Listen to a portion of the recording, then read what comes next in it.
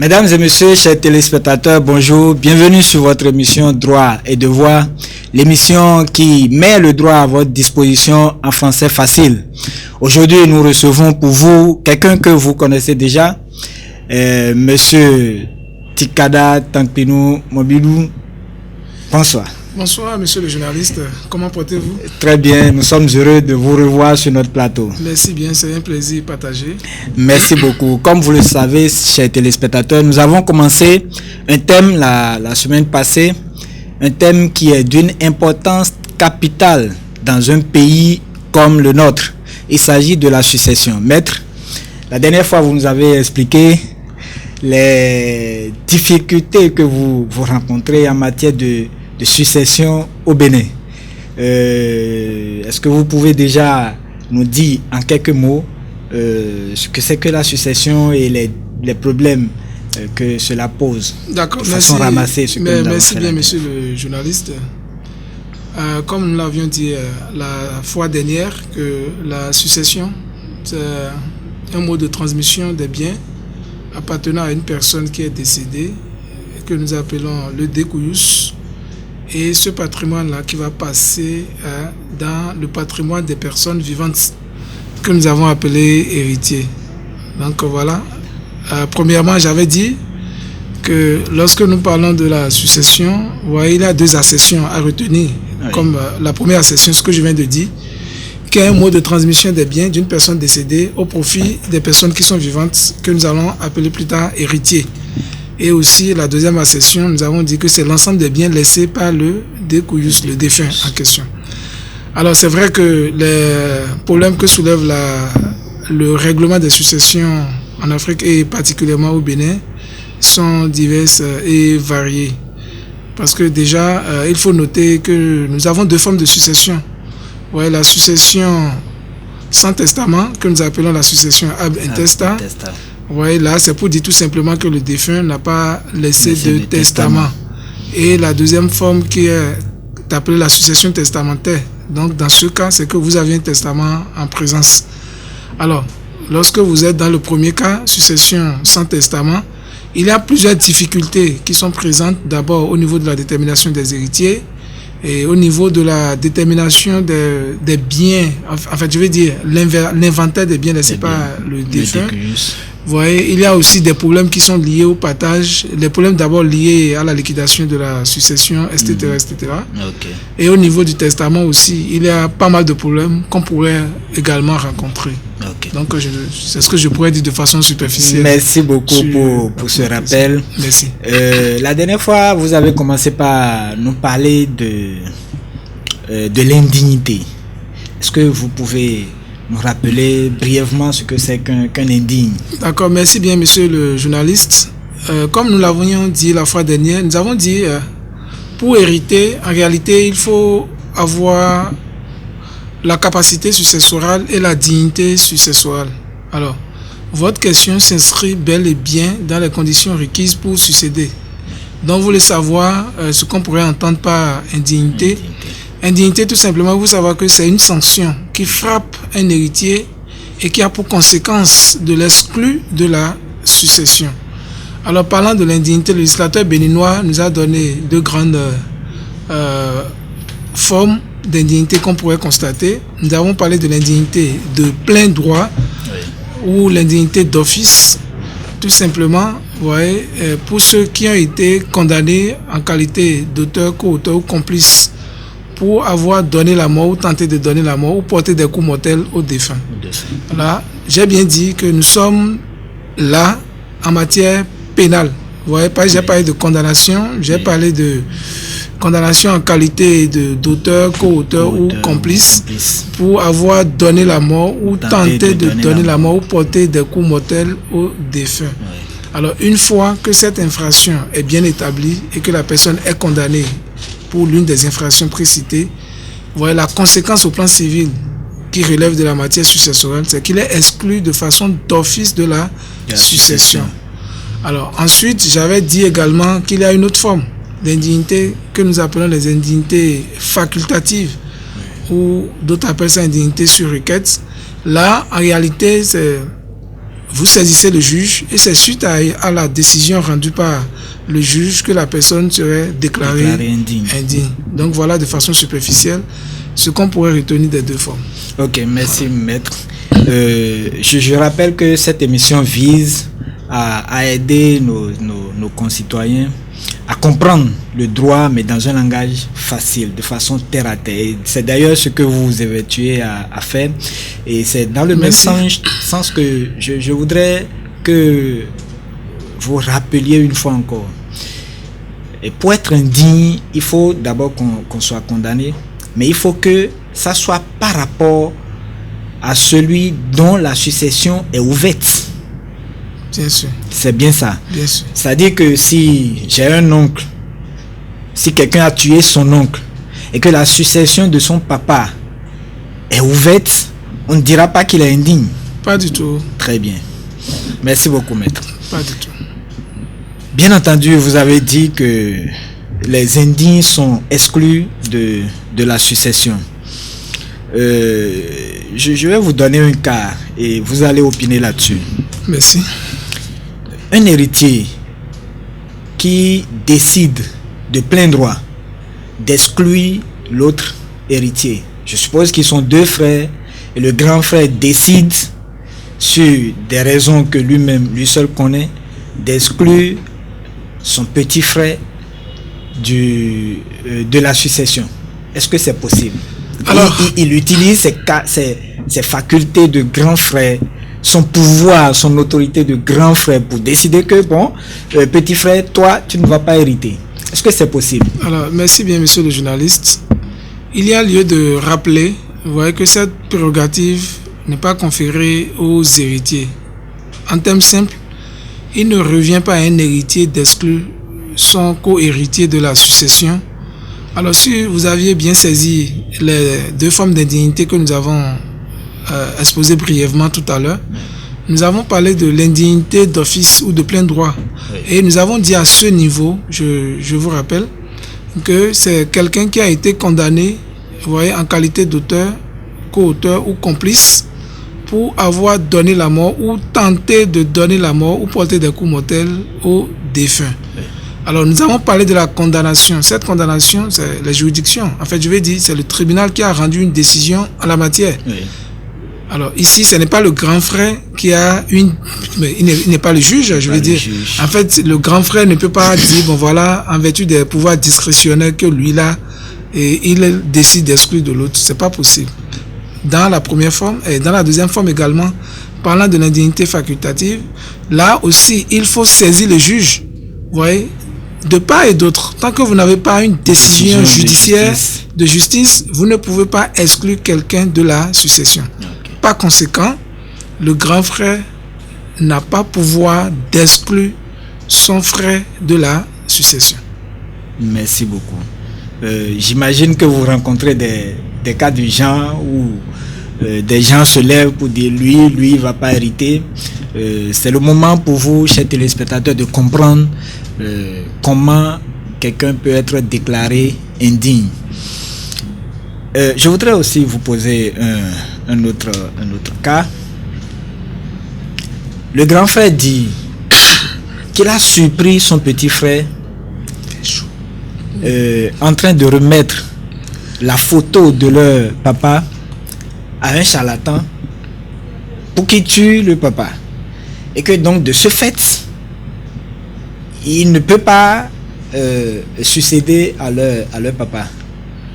Et c'est cas que nous rencontrons aussi, est-ce que c'est possible? Qu'est-ce que vous avez à dire? Alors, à ceux qui merci bien. Donc, vous donnez le cas d'un enfant qui remet la photo de son père à quelqu'un d'autre pour que cette personne élimine le père. Alors, jusque-là, vous voyez, ça c'est des présomptions, c'est de dire, est-ce qu'il y a une décision de justice qui a condamné la personne pour ce fait, pour avoir tenté de donner la mort à son père? Donc, je répète encore une fois, vous voyez, si nous n'avons pas une décision judiciaire, vous voyez, la personne est quand même présumée innocente jusqu'à ce que sa culpabilité soit établie par une juridiction. Si la culpabilité n'est pas établie, Donc, à vrai dire, on ne pourrait pas l'exclure de la succession. Remettre une photo à quelqu'un, ouais, pour dire d'éliminer la personne, si l'infraction est bien constituée et que le juge a rendu une décision dans ce sens, par conséquent, il n'y a pas d'empêchement, vous voyez, de l'exclure de la succession. Mais si nous n'avons pas une décision de justice, si c'est rien que de simples constats ou bien de simples déclarations, sur cette base, au plan juridique, ouais, je crois que ça ne pourra pas prospérer. Il faut saisir le juge pour que le juge puisse apprécier la situation. Et si le juge estime que les éléments du cas permettent de déclarer que la personne est indigne, pas de souci. Ok, j'imagine que c'est la même réponse par rapport à l'enfant qui dit que sa maman est une sorcière, que c'est elle qui a bouffé papa et que à cause de ça, elle ne peut pas entrer dans la succession. J'imagine que c'est le même cas. Oui, en fait, l'enfant qui dit que sa maman est sorcière et que c'est la maman qui a tué le père. Je répète, tant que nous n'avons pas une décision de justice qui reconnaît ces faits, vous voyez, on ne pourra pas dire que la personne serait exclue de la succession. Ok. Un enfant qui, du vivant de papa, a toujours dit que celui-là n'est pas son papa. Il ne l'a jamais reconnu comme son papa. Quand bien même tous ces documents portent son nom, le nom du papa, et les documents prouvent que effectivement le monsieur est son papa, lui il ne le reconnaît jamais comme son père. Mais après le décès du papa, il vient pour hériter. Est-ce que les frères n'auront pas une bonne raison pour l'exclure de la succession? Alors, merci bien. Et là, ce cas-là, il faut bien nuancer. L'enfant qui dit « ce n'est pas mon père », est-ce que ça suffit pour qu'il soit exclu de la succession? Si sa filiation est régulièrement établie, vous voyez, envers ce père, il n'y a pas de problème. Donc, il est un héritier, c'est juste des déclarations. Mais si l'enfant initie des actions en justice, vous voyez, pour contester la paternité ou bien pour des actions en désaveu de paternité. Bon, je veux dire, il a saisi le juge pour dire, voilà, ce monsieur, je ne le reconnais pas en tant que mon père. Et si les enquêtes sont menées, et puis le juge a une ordonnance et on constate que son vrai père existe quelque part, par conséquent, il ne pourra pas venir à la succession. Vous voyez, ce que nous souhaitons, ce que nous recherchons à travers cette histoire d'indignité qu'on sort, il faut que nous ayons des documents justifiant, ouais, que Ins n'est pas le fils de Y. Là, ça pourra prospérer. Mais si c'est juste des déclarations parce que, voilà, papa a posé un acte, l'enfant est fâché, dit, bon, je considère que tu n'es pas mon père, et le père n'a pas nié, ouais, sa paternité sur cet enfant, il n'y a pas de problème. Mais je prends la chose dans l'autre sens. Oui. Le papa qui de son vivant dit, celui-là, il ne se comporte pas comme un digne fils de ma famille. Donc, je ne suis pas sûr que c'est moi qui ai engrossé sa maman. Il a toujours refusé que les documents portent son nom, selon les documents, il est son enfant, mais il ne reconnaît pas que c'est son enfant. Dans ce cas, comment ça va se passer? Alors, si la filiation, si le père reconnaît cet enfant comme son fils, il le reconnaît. Mais l'enfant pose des actes, il dit, mais là, lui, il n'est pas dit, on dirait que c'est pas ceci, c'est pas cela. Si rien n'a été fait, si nous sommes restés juste à l'étape des déclarations et que l'enfant a des actes d'état civil qui portent le nom du père, le père reconnaît bien, tout ça là, il n'y a pas de problème. L'enfant vient bel et bien à la succession. À la succession. Ouais. Alors, donc, ce qui a lieu de retenir de façon générale, pour éviter qu'il y ait des contentieux en la matière, il faut que les gens évitent de se baser sur des déclarations pour exclure les autres de la succession. Si on estime que quelqu'un n'est pas d'une famille, je vais dire, on suppose que Ins n'est pas l'enfant de Y qui est décédé, alors que c'est la succession de Y qui est ouverte. Alors il faut saisir le juge. C'est pour cela que nous parlons de l'indignité facultative. Les faits, le juge va apprécier les faits pour voir est-ce que ces faits permettent d'exclure cet enfant de la succession. Alors, de part et d'autre, on ne peut pas rester chez soi et exclure les gens de la succession. Alors, en cas de difficulté, on se réfère au juge. Merci. Ok, je prends le cas de quelqu'un qui est effectivement condamné. Qui est condamné pour avoir tué, pour avoir donné la mort au décujus. La décision de justice existe. Est-ce que les enfants, du coup, il est exclu, il est indigne. Est-ce que les enfants de cet indigne sont d'office indignes ou bien eux, au moins, ils peuvent venir à la succession du décujus? Alors, merci bien. Et ce qu'il y a lieu de retenir, l'indignité est personnelle. L'indignité est personnelle. Alors, on ne représente pas un indigne. On est d'accord? On représente les personnes décédées. Je veux dire les personnes mortes.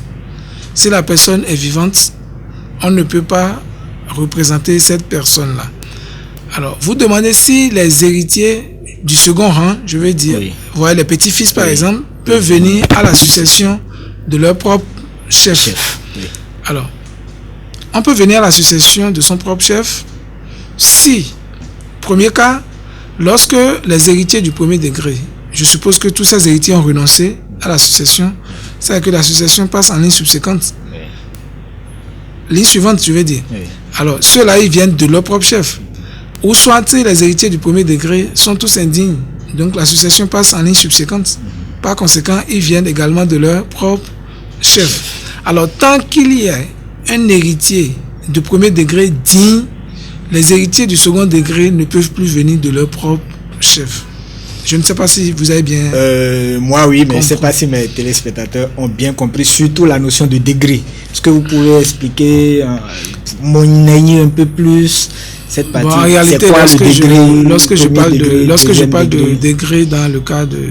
Je suppose que monsieur A, vous voyez, qui a donné naissance à deux enfants, A1, A2, oui. Ouais, en ligne descendante, A1 est au premier degré à A. A2 également au premier degré à A. Oui. C'est-à-dire que les enfants de A1 et de A2, ouais, sont au second degré par rapport à A. Oui. En ligne descendante. Oui. Voilà. De façon plus simple. Okay. Également, on procède à la détermination des degrés lorsque on est en ligne collatérale. Je veux dire, oncle, cousin, tante, ceci. Bon, là, on ne va pas rentrer dans ce domaine-là tout de suite. Avec les cas, on pourrait quand même y revenir. Alors, par rapport à votre question, le père qui a deux enfants, et ces deux enfants aussi ont des enfants. Alors, je suppose que parmi les deux premiers enfants, oui. Vous voyez, il y a un qui est indigne. Les enfants de cet indigne ne peuvent pas dire qu'ils viennent à la succession de leur propre chef, étant donné que le second enfant est venu à la succession, il n'a pas renoncé et puis il n'est pas indigne. Il n'est pas indigne. On est d'accord? Oui. Alors là, on ne pourra même pas évoquer la notion de représentation. Vous voyez? Oui. Si parmi les deux enfants, il y a un qui est indigne, la succession revient à celui qui n'est pas indigne. Okay. Alors, si celui qui n'est pas indigne, lui renonçait à la succession, ils sont deux, l'autre est indigne, lui il a renoncé à la succession, c'est que la succession passe en ligne subséquente, à la ligne suivante, aux petits-fils. Okay. Et les petits-fils viendront à la succession de leur propre chef. Merci. D'accord. Je prends un autre cas. Un enfant qui a tenté de donner la mort à son papa. Les faits sont avérés. Il a été condamné pour ça. Mais le papa a décidé de le pardonner. Il lui a manifesté son pardon. À sa mort, les enfants ont dit que du moment où il y a une décision de justice qui l'a condamné pour avoir tenté de donner la mort à leur papa, qu'il est indigne et qu'il ne peut pas venir à la succession. Le pardon du défunt. Ouais, lorsque le pardon, la preuve est rapportée que le défunt a pardonné cet indigne, ça efface déjà l'indignité. Donc le pardon accordé, ouais, efface l'indignité. Et quelle forme le pardon peut prendre?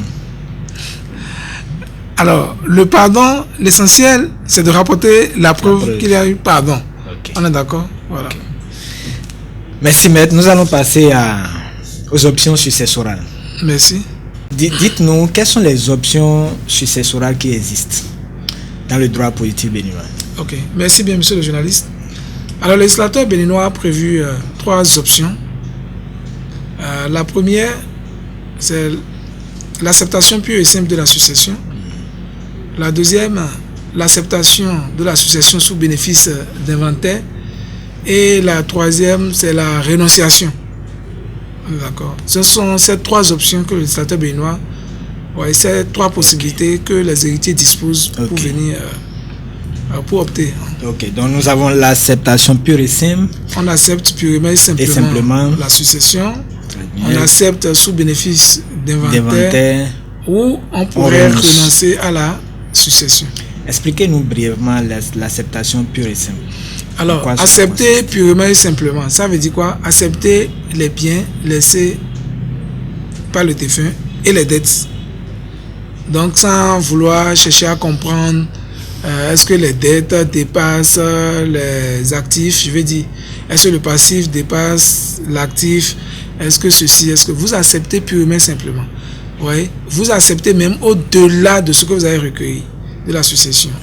En termes techniques, on vous dira que l'acceptation pure et simple est une acceptation ultra viresse successionniste. Ça veut dire quoi? J'ai accepté tout ce que le défunt. Ouais, si les dettes dépassaient l'actif, bon, vous acceptez.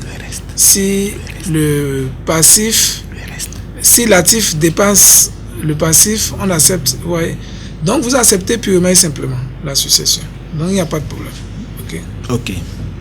Cela veut dire en termes clairs que lorsque j'accepte purement et simplement, mon propre patrimoine peut être engagé. Bien sûr.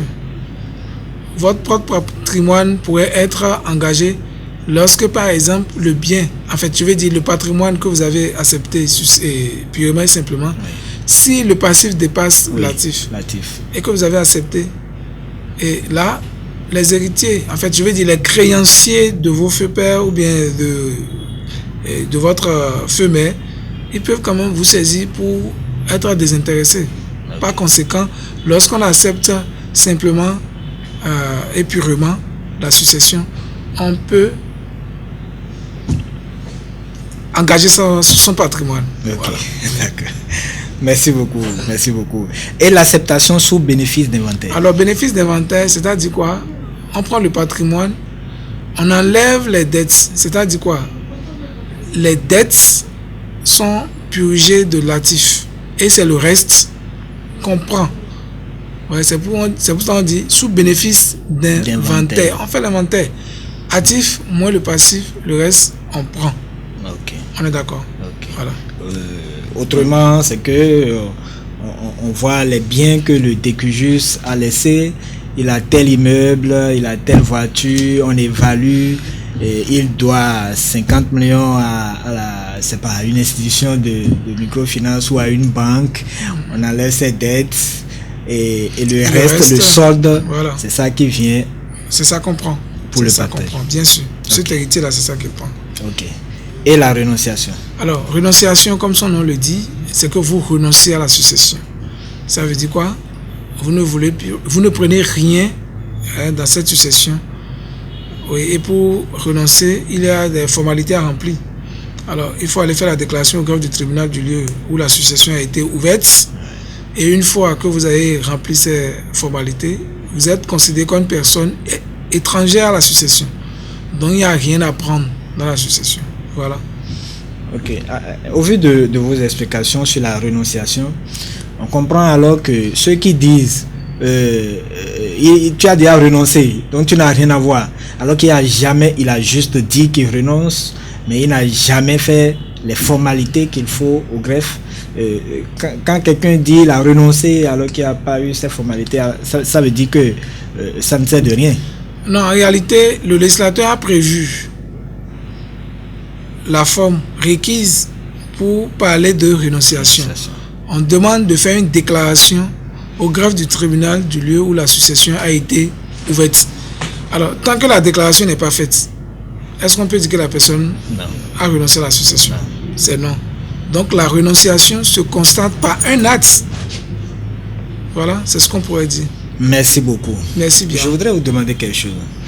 Vous nous avez donné et expliqué les options.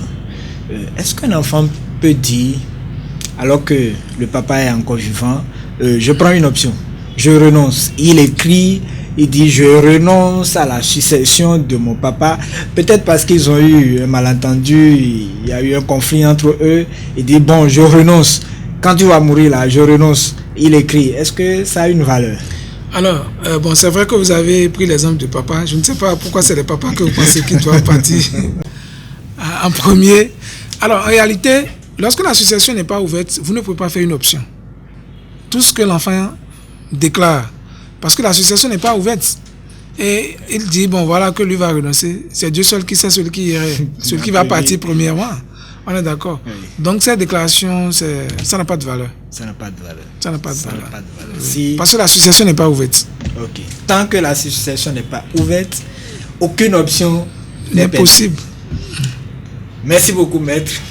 Nous allons parler brièvement du testament. Ok, merci bien. C'est quoi un testament? Alors, le testament, comme je l'avais dit à l'entame de cette émission, je vous avais dit que nous avons une autre forme de succession qu'on appelle la succession testamentaire, c'est-à-dire qui se passe par le biais des testaments. Alors, le testament, c'est un acte. C'est un acte unilatéral par lequel le testateur dispose, vous voyez, pour le temps où il ne sera plus, de tout partie de son patrimoine et qu'il peut révoquer. Alors, ce qu'il y a lieu de retenir ici, lorsque nous parlons de testament, ouais, j'ai bien précisé que c'est un acte, donc il faut un écrit. Oui. Pour parler du testament, à vrai dire, il faut un écrit, et cet écrit doit concerner les biens du testateur. En fait, le testateur, celui qui a testé. Oui. Alors, ça peut être en partie ou dans l'intégralité du patrimoine. Et le législateur vous donne la possibilité de révoquer ça à tout moment. On est d'accord? Oui. Voilà. Donc, c'est ce qu'on pourrait retenir. Lorsqu'on parle de testament, il faut savoir que c'est un acte, vous voyez, qui est écrit. Et quand je parle d'acte, je vais dire c'est un écrit, vous voyez, par lequel vous disposez, vous voyez, d'une partie ou de tout de votre ou tout le patrimoine pour le temps où vous ne serez plus et que vous pouvez révoquer. Okay. Voilà. Vous avez dit que le testament est un écrit. La forme de cet écrit m'intéresse. Et pour cela, je voudrais que vous nous donniez les différents types de testaments qui existent. Alors, le législateur béninois nous a donné 3 possibilités. La première possibilité, c'est le testament qualifié de holographe. Holographe, tout simplement parce que ce testament-là est écrit entièrement, daté et signé de la main du testateur. Alors, quand je dis entièrement écrit de la main du testateur, ça veut dire quoi? Le testateur doit être lettré. Si le testateur n'est pas lettré, il ne pourra pas écrire entièrement. Daté, ça doit avoir une date en bonne et due forme et signé par lui. Alors voilà, ce sont ces 3 éléments qui permettent d'apprécier le testament holographe. Alors en droit de ça, il y a le testament appelé testament par acte public qu'on pourrait faire devant le juge ou devant notaire. Alors, lorsque vous allez devant notaire, vous avez la possibilité, dans ce cas, vous voyez, de vous faire assister par 2 témoins, oui, vous voyez, qui ne peuvent pas hériter de vous, bien sûr. On est d'accord? Oui. Et le notaire prend vos dernières volontés. Alors, ou soit vous allez devant le juge également, ou soit vous avez aussi la possibilité que, si vous ne voulez pas 2 témoins, 2 notaires peuvent quand même recueillir vos dernières volontés. Et enfin, la dernière forme, c'est le testament mystique ou testament secret.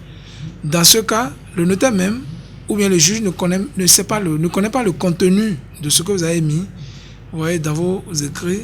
Vous vous présentez, soit c'est vous-même qui le faites, ou bien quelqu'un qui s'est lié écrit. Vous faites ce testament, vous mettez ça sous pli, vous scellez ça, vous présentez devant le notaire, accompagné de vos témoins, bien sûr. Et le notaire dresse le procès verbal de remise, qu'on appelle en termes techniques là de souscription. Okay. Ouais, c'est secret parce que le notaire même ne connaît pas le contenu, de ce testament. Donc ce sont les 3 possibilités que le législateur nous a offertes. Ok. Donc quand on entend testament mystique, des fois on se dit mais c'est quoi cette histoire mystique? Donc ce n'est rien d'autre que... Non, en fait c'est pas extraordinaire, c'est pas quelque chose qui est extraordinaire. Le terme mystique ici Ouais, c'est juste pour dire que c'est le testament, c'est secret. Ouais, Okay. voilà. Je reviens sur le premier que vous avez dit, le testament holographe. Vous avez dit que le testateur lui-même écrit. Ça veut dire qu'il doit être lettré. Il écrit entièrement, vous précisez. Entièrement. Du début jusqu'à la fin, c'est lui qui l'écrit. Ok. De sa propre main. Et il signe. Voilà. Et il fait va quoi dater avec ça et il signe. Et il fait quoi avec ça? Mais il conserve. Il conserve. Oui, il fait conserver ça. Alors, il peut remettre ça, il peut aller devant, en tout cas. Il a le problème de conservation, il faut conserver. On est d'accord. Ou bien il met ça dans un lieu. Oui, ça dépend de là où il peut mettre ça. Mais c'est vrai que cela veut dire qu'il peut avoir un testament qu'on ne va jamais connaître. Et s'il ne dit pas qu'il a un testament déposé à tel endroit, s'il meurt, les enfants vont se comporter je crois comme que si... celui qui opte pour ça, il saura les dispositions à prendre pour que les gens sachent au moment opportun qu'il a laissé un écrit quelque part. Mais dans toutes ces trois formes qu'on vient de citer, ce qui est souhaitable, c'est d'aller faire un testament par acte public, aller devant notaire pour le faire. Les notaires sont là, ils vont vous aider à rédiger votre testament en respectant les dispositions légales, parce que lorsque vous faites votre testament holographe, vous ne maîtrisez pas, vous n'êtes pas censé connaître toutes les règles de droit qui régissent la matière. Oui. Et pour éviter que ce testament en cours nullité plus tard, allez voir les professionnels, les notaires, ils vont vous aider à faire ce qui est prévu par les tests. Ça veut dire que l'héritier qui se sent lésé dans un testament peut déclarer sa nullité. Non, demander sa nullité. Voilà, demander la nullité, il faut savoir de quelle forme il s'agit. Je pense que lorsque vous allez devant les notaires, ils sont là pour vous conseiller et ils sont là pour vous accompagner juridiquement pour qu'un héritier même n'arrive pas à contester la validité de ce testament. Les notaires prennent suffisamment les précautions, les dispositions pour éviter ce sort à ce testament. Alors le risque que vous courez lorsque vous faites ça dans votre propre maison, si vous n'êtes pas sachant, si vous ne maîtrisez pas la matière, vous risquez d'écrire des choses qui vont entraîner la nullité, pour ne pas dire l'annulation de ce testament plus tard. Voilà. Et le testament qui est fait devant le notaire, comment le notaire va savoir que le testateur est décédé? Merci bien. Alors, le législateur qui a prévu les témoins, lorsque vous allez devant le notaire, que vous voulez tester, on a dit que vous avez la possibilité de prendre 2 témoins. On est d'accord? Les témoins qui ne sont pas des héritiers. Qui ne sont pas vos légataires. En fait, je veux dire les bénéficiaires de vos dernières volontés. Alors, dans ce cas, les témoins peuvent vous informer. Et si ce n'est pas 2 témoins, c'est 2 notaires qui prennent ce testament, le testateur va prendre les dispositions pour qu'au moment opportun, le notaire soit informé. Et aussi, aujourd'hui, vous allez constater que les héritiers écrivent quand même au notaire pour savoir si leur papa ou bien leurs parents n'ont pas laissé de testament. Voilà. Donc ça ne pose pas problème, en réalité. Ça ne pose pas problème. Ok, donc pour le testament mystique aussi, j'imagine que c'est la même chose. Effectivement, le testament mystique aussi, il a des témoins qui se présentent devant le notaire pour faire le dépôt. Donc ces témoins, eux, viendront informer le notaire au moment opportun. Si ce n'est pas les témoins qui informent, ce qui est sûr, il y a certains parents qui prennent les dispositions, qui informent même les enfants qu'ils ont fait un testament. Maintenant, ils ne précisent pas peut-être le nom du notaire ou bien la forme, mais ils informent leurs entourages que voilà, il y a un testament qui existe. Et dans ce cas, les gens se réfèrent à l'autorité qui a reçu ce testament pour procéder à la lecture et les formalités requises. Ok.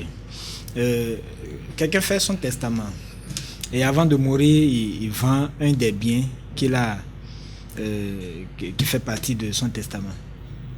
Comment ça va se passer?